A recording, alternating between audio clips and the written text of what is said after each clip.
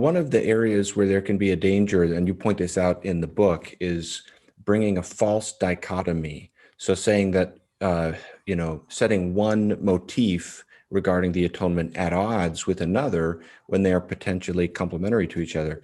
So could you talk about how penal substitution relates to other aspects of the atonement and kind of what that Yes. logical relationship is?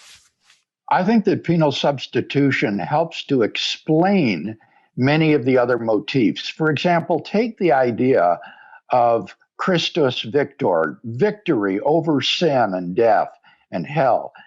I think that this is explained by the fact that Christ satisfied the demands of divine justice on our behalf so that God can issue a legal pardon to us that absolves us from guilt and constitutes us new creations in his sight. So that redemption is actually achieved through penal substitution.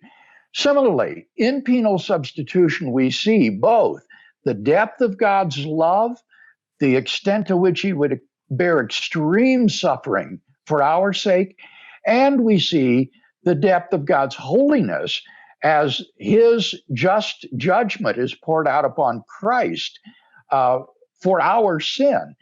And this then can be a moral influence on us as we contemplate the love and the holiness of God, what it cost him to win our redemption. And that will kindle within our hearts a love for him so that the moral influence of the atonement or the cross is explained through penal substitution.